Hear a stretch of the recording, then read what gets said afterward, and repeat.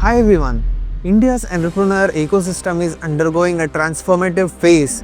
Indian entrepreneurship is booming. Thousands of startups are emerging every year. The projections are hitting 100x growth. That's huge. It's never been before in any country. Hundreds of AI startups to sustainable initiatives becoming mainstream. These are driven by emerging trends that are not just reshaping businesses but also impacting global innovation. Few years ago, in 2020, India's startup economy was valued at $40 billion. But in 2025, it has surged to over $100 billion, with projections hitting $350 billion by 2030. That's 100x growth in a decade. What's fueling this dynamic rise? What it means for you and me, the business lessons and more. In this video, we will understand what are these 6 trends that are changing Indian entrepreneur ecosystem dramatically. What are the drivers of these trends and their impact? Stay till the end to understand all this saga. Just imagine you are living in a village in India in 2020. You are always dreamed of starting your own business but felt stuck. Limited access to funds, no big connections, and no idea where to begin. Entrepreneurship seems to be like a distinct dream for someone who is from a small town. But in 2025, things are different. You used a government loan under Mudra scheme to start a small online clothing store. Thanks to digital tools like UPI, ONDC, you are not alone. India's entrepreneur ecosystem is booming, and 6 trends that are making things happen. By 2030, India aims to be a 5 trillion economy, and these trends are key to achieve that. So the trend 1, women entrepreneurs from rare to role models. In 2021, the gender ratio in entrepreneurship was 3:1, with men dominating. Women faced barriers like lack of access to finance, education, the network limitations of their participation. But in 2022, the gap narrowed significantly, reaching near parity, means the similarity to men. Thanks to government initiatives like the Mudra scheme launched in 2015, it has seen 69% of beneficiaries being women, providing loans up to 10 lakh without collateral. Today, women are not just participating, they are leading. Take Kiran Mazumdar-Shaw, who started Biocon with just 10,000 rupees back then. Now it's a global biotech giant and she's a billionaire. Falguni Nair founded Nykaa in 2012, took it public to 2021, and it's now valued at over 100,000 crore. These stories just inspire millions. So why does this matter? For India, diverse teams are 25% more innovative according to 2023 McKinsey study.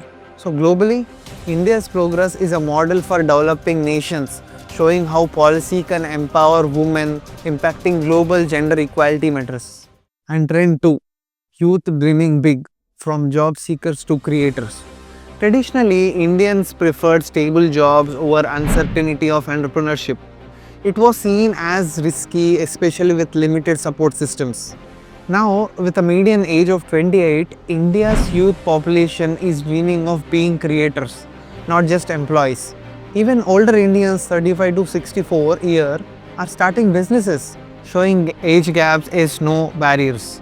Take Bal Sarda, who launched Vadan India at 24-year-old in 2015 with a family backing. Today, this tea company has valued at 1,600 crore, employs numerous people and ships premium Indian tea worldwide. And Radhika Gupta, after co-founding Forefront Capital Management, joined Ediwells, and as a CEO, grow its mutual fund assets from 6,700 crore in 2017 to over 1.40 lakh crore by 2024, providing bold visions pay off. And why does this matter? For India, this shift creates jobs, reduces unemployment and drives innovation, essentially for a 5 trillion economy by 2025.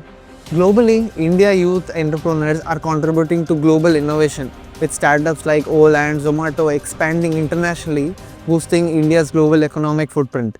So the trend 3, digital tools that make small shops go big.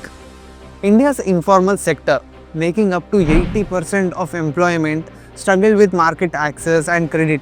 Small businesses, especially in rural areas, were stuck selling locally with limited digital presence. Digital public infrastructures like India Stack, including Aadhaar for identity and UPI for payments, has revolutionized businesses. By 2025, UPI handles over 50% of digital transactions, with over 40 billion transactions in 2024 alone. A farmer in Maharashtra can sell produce directly to Mumbai buyers via ONDC or online, cutting middlemen and earning more. A street vendor in Delhi uses UPI QR code, growing her businesses online without needing a business or corporate bank account. And why does it matter? For India, formalizing the informal sector increases tax revenue, projected to add 1 lakh crore by 2030, and it improves credit access, forecasting growth. It also inclusives, meaning bringing millions into digital economy. And for globally, India's digital model is being studied by World Bank with potential to transform economics in Africa, Southeast Asia. And trend 4, startups going beyond big cities. Startups were concentrated in big cities like Bangalore, Mumbai, Delhi, Hyderabad. Tier 2 and Tier 3 cities lack infrastructure and support, with 60% of startups in just 5 states in 2020. The government has improved physical infrastructure like roads have grown by 56% in 9 years, making India's network the second largest globally, and airports having increased from 74 to 157. Startups now are emerging from smaller cities. For example, Rapido in Hyderabad is a global player in bike taxis. This push aims for a 55 trillion economy by 2047, requiring a balanced growth across India. So why does it matter? For India, spreading startups create jobs, reduce migrations to metro, ensures balanced development. It's crucial for a 5 trillion economy. And globally, a decentralized ecosystems make India more resilient and more competitive, attracting global investment and talent. And trend number 5, tech for social good. Tech often seen as for profits, not for people, focusing on urban, high margin areas. But now startups are tackling real world issues like healthcare, education, agriculture with bold ambition. For example, MedCords, a quota-based healthcare startup, harnessing AI to bridge rural healthcare gaps, connecting patients in rural areas to doctors, pharmacies and labs. Through its Sehat Sathi app, local pharmacies help villagers access telecommunications and digitize health records, reaching 900,000 people in Rajasthan alone by 2019. These startups are creating solutions like AI-driven telemedicine for remote areas, reducing healthcare costs and improving quality of diagnosis. And why does it matter? For India, it's inclusive growth, ensuring tech benefits all, especially rural areas, reducing inequality. And globally, it's a model for tech with purpose, inspiring global startups to focus on social impact, aligning with UN SDGs. And trend 6, green startups saving the planet. Sustainability was secondary, with businesses focusing on profits over planet.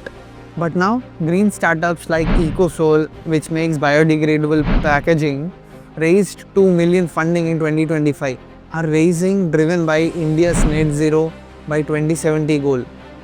EcoSol's packaging is used by 10,000 plus businesses, cutting plastic weight significantly in e-commerce.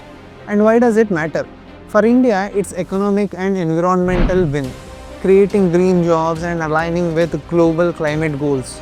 Globally, it's inspiring climate action, with India's green startups attracting $10 billion in global investment by 2030.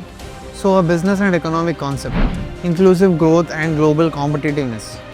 These trends align with inclusive growth, ensuring everyone from women to rural entrepreneurs can participate in economic progress. It's like how Silicon Valley became a tech hub by including diverse talent. India is doing the same, leveraging its young population and digital tools to become the startup capital of the developing world. This boosts global competitiveness as Indian startups expand internationally, contributing to global innovation and economic power. In conclusion, these 6 trends are reshaping India's entrepreneur ecosystem. They are not just trends, they are the future of business in India and beyond, driving inclusive growth and growth impact. What do you think? Are you excited about these changes? Or any other trends did you identify? Let me know in the comment section below. Don't forget to hit like and subscribe for more business dramas and marketing sagas. Until then.